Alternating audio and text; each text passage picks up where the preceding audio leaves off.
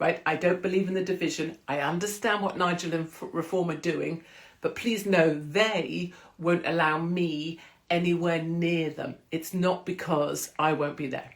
Katie Hopkins has made an extraordinary plea to Nigel Farage after the leader of Reform UK was accused of shutting out patriots who have been cancelled from the mainstream.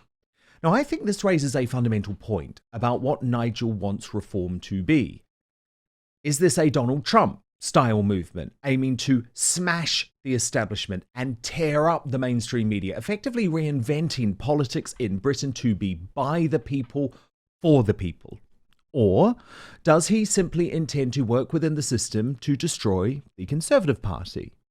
Unlike Tommy Robinson, who we're going to talk about shortly, Katie is actually pretty supportive of Nigel and Reform, a bit like me, a critical friend. But she acknowledges she is unwelcome by the party. I would be at the Reform conference tomorrow if they would allow me to speak. The second thing I'll say, having had the experience of all of my tours and 20 years on the road, is I would be the better speaker at the conference for them to have. Because I don't give a shit, I welcome everybody, and I represent a dynamic they don't have, which is ordinary bird who used to work at McDonald's and Woolworths and used to be a cleaner and is quite gobby. But the thing is, I'm not allowed there. I'm not allowed to be at the Reform conference. I'm not allowed to turn up at the conference. I'm not allowed to be seen at the conference because Nigel and Reform need to toe a path that isn't associated with far right. Clearly, I know I'm not far right. But also, please know, if you support Reform, or maybe you're even at the conference, or maybe you're going to the conference, please know you have my absolute word that tomorrow, if I was given the opportunity to speak, I'll do the lunchtime slot. I'll do the after lunch slot. I'll do the slot that no one else is any good at. I would be there. I will drive in my car now and I will be there. So just so you know, that's my commitment to our side, right? I don't believe in the division. I understand what Nigel and Reform are doing, but please know they won't allow me anywhere near them. It's not because I won't be there. Interesting, right? Now, of course, it's lunacy to suggest Katie is far right. Just like it's lunacy to say the same thing about me. We are simply former mainstream media veterans who were not prepared to be captured by the dangerous woke mind virus attempting to destroy the society we love. But think about this. If Donald Trump had excluded such supporters from the Republican Party, there'd be no Marjorie Taylor Greene, or Carrie Lake, or Steve Bannon, or Dan Bongino, or Tucker Carlson. So I'd argue there's an opportunity here, especially with the death of the MSM coming and the independent sector thriving, to shift the Overton window. So many of you were disappointed when Richard Tice made it clear to me on Friday after Reform's barnstorming conference that the party has no intention of doing that. Tommy Robinson hosted the Uniting the Kingdom March, and it was a very peaceful event. And lots of folk went, and actually lots of Reform UK supporters went. There was no trouble whatsoever. Are you saying that if you attended that Tommy Robinson Uniting the Kingdom march, or maybe posted on X in support of that march, that you would not be able to stand for Reform UK in the future? I haven't said that, but we have a list of entities that if you've been a member of, then that would prevent you from being a member of Reform or Standing. We're very robust on that. We want nothing to do with Tommy Robinson, and we want to aim to be a credible challenger, to be the next governing party, and that requires bluntly a level of hard work, professionalism, and credibility that we've never seen before from from a party outside the main two. So that's where we are. That's what we're doing. That's where we're going, and we're not going to be hijacked by anybody. Now, Tommy was very unhappy with that interview. He posted on X, having seen it, "I want nothing to do with reform or Richard Tice either. I personally see yourself and Nigel Farage as nothing more than Tories in different coloured ribbons. The harassment of my supporters by Reform for simply supporting is what sickens me, alongside the constant trying to boogeyman me in attempts to paint yourselves in a better light, just like the establishment do. I wonder why. You're no better than the others. Yous don't care about our demographic replacement. You won't even mention the Islamification of the UK." But what he did do is endorse the brilliant Douglas Murray, who put things actually in quite a different complexion to Richard. Watch this. The interesting thing that Tommy Robinson speaks to and has always spoken to is, what are you allowed to do about this or say about this? Now, if you're me, for the time being, you're allowed to write about it sometimes. You're allowed to speak about it sometimes. You're allowed to raise alarms sometimes. You're allowed to speak your mind somewhat. But if you're a Tommy Robinson character, if you grow up in Luton and you haven't had many advantages in life and you've had quite a lot of disadvantages and you're white and working class, what are you allowed to do about this? What are you allowed to say about any of this? And the government, for decades now, has had the attitude, you're not allowed to do anything. You're not allowed to say anything. You can't do anything, because if you do, we'll call you a racist and we'll call you far right. So I think Douglas is certainly right in pointing out that there is a class issue here. It's ludicrous that only academics with big brains and beautiful words should be able to attack the failure of multiculturalism, invasion of our southern border, and peril of allowing extreme Islam to take over the country, including introducing Sharia law through the back door. Come on. The elite class are going to call you racist wreckers anyway. Think about it. It's like Emily Maitlis claiming Britain is broken because Nigel Farage broke it, a man who has never been in power. Or, today, Slippery Starmer yet again deriding and degrading those of us concerned about mass immigration in his Labour conference speech, where he failed to mention even once the threat of extreme Islam. To say that the only way to love your country is to hate your neighbour because they look different. I say, not only do we reject you, we know that you will never win, because the British values we stand for, not just the rule of law, but a love for this country and our neighbours, the respect for difference under the same flag, that is stronger than bricks, and you know it. It's what you cannot stand about our country, our reasonable, tolerant country, but it's absolutely who we are.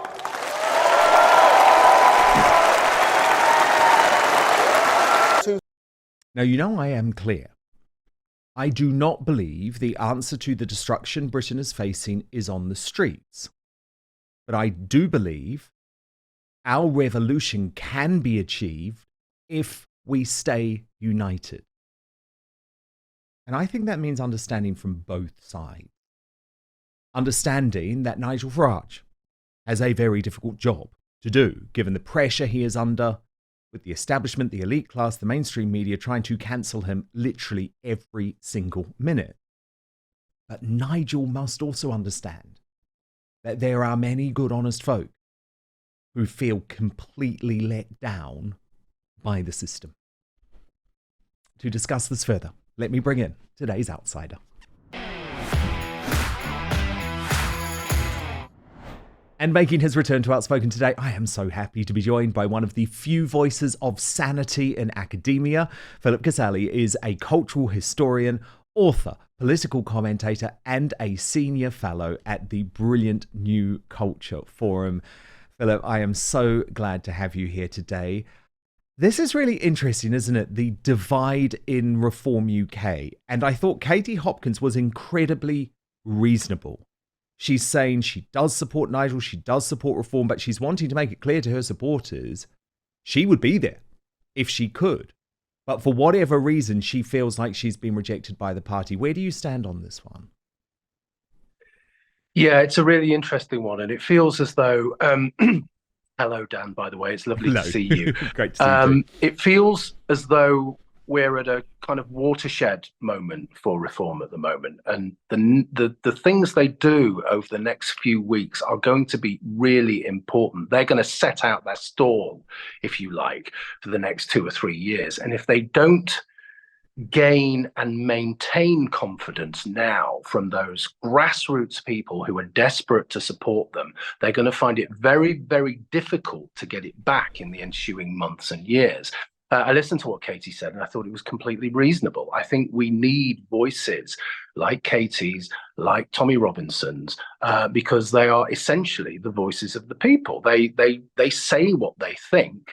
Yes, as you say, they don't talk in low, serious academic tones, but that's good. I think one of the things we really need to do is break the paradigm, get different kinds of people commentating and talking, not only in arenas like this and on television, but actually from within the political parties. Now, it's already happened.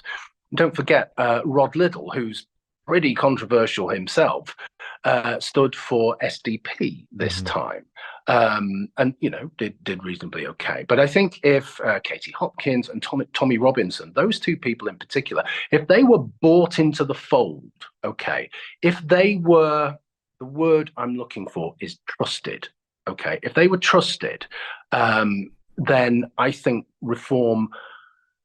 They've gone on this massive journey. They've got, what, 4 MPs now. Nigel is all over the place saying some amazing things. But if they go that one step further and they take on board the people that the ordinary public desperately want them to take on board, then I think it would be a massive boon for them. It would be a massive gain. And I would encourage, standing from the sidelines as I am doing, because I'm not involved with reform, but I would encourage Nigel to do that wholeheartedly. I think it's an important time. I think it's an incredibly important decision. And if he doesn't make it now and he doesn't make the right decision, Dan, then he's going to find himself in trouble. Well, I actually agree with you, Philip, but I would say the problem is the decision has been made, and the decision has been made to go another way. And why I think it's a mistake is you're never going to win. I mean, you've already got the mainstream media saying, Nigel, you've never been in government before, but you're the one that ruined the country. And by the way, you also caused the riots, or so-called riots, after the Southport massacre. It's all your fault. They're already saying that. So he's not going to win. But I think he's made the decision. And I saw you were also very disappointed with Nigel's rhetoric in terms of going against the concept of mass deportations, which is something that Trump has obviously spoken about and is actually becoming a mainstream political policy across continental Europe at the moment. But Nigel has said, nope, it's impractical. But first, it turns out the key to losing weight and keeping it off is not in carbs or fat or even probiotic-rich foods. No, the end game of having a healthy weight, as well as more energy and a long, healthy life, comes down to a specific switch you can flip in your body to flush out unnecessary calories. Dr. Stephen Gundry is calling this caloric bypass. And by activating this specific process in your body, he has seen thousands of people dramatically improve their health, even at age 50 and beyond. This includes losing weight, getting tons more energy, and returning to the good health that they had in their youth once they simply address this one key to better health. Not only that, this is actually associated with improved digestion, strong feeling joints and muscles, smoother skin, and healthier lives, meaning it could be the key to a happy life.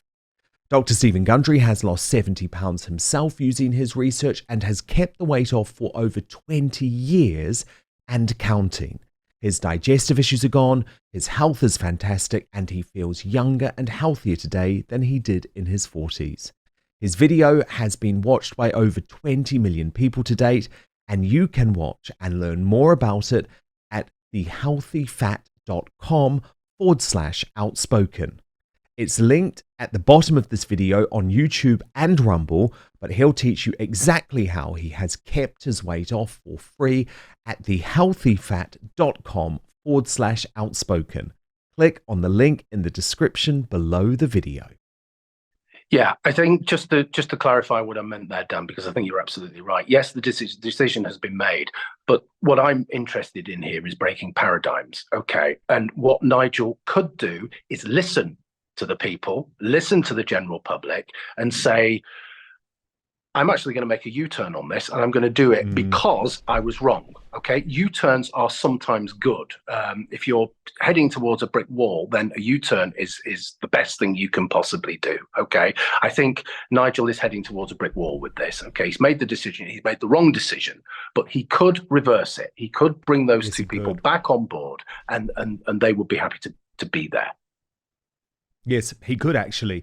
And the thing is, if you look at the Trump comparison, and remember, Nigel is so inspired by Donald Trump, and he loves all of the people who are part of the MAGA movement in the US. He's mates with Carrie Lake. So I find it really annoying, actually, that he's saying that our version of Carrie Lake, I mean, Katie Hopkins is very, very similar to Carrie Lake. When you look at their background, part of the mainstream media, had a big political awakening, effectively cancelled from the establishment. Now, I find it really annoying that he's saying, well, I completely support this person in America to be a Trump supporter, but in the UK, I don't want you because you're never going to be accepted by the British Bashing Corporation or Sly News. Yeah, I mean, it's just, again, it's working along their rules. It's adhering to their principles. And what reform is all about, or what I assume reform is all about, and what everybody thinks reform is all about, is breaking the rules. It's about rebellion. It's about doing things differently.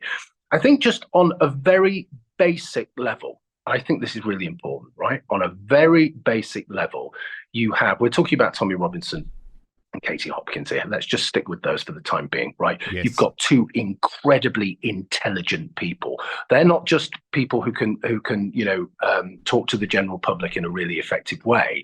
They're also incredibly clear-sighted and absolutely spot on when it comes to culture, when it comes to politics, when it comes to society. Okay, so it isn't just a question of being populist and being down with the people and saying the right things. It's actually thinking forward. And this is my second point, okay?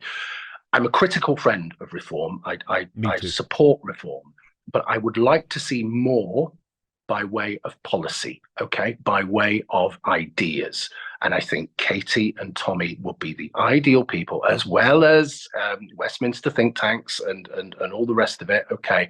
But those kind of people would be the right people to pitch in the right ideas, because they're so clear-sighted. They know exactly what people want, and they know exactly what people think.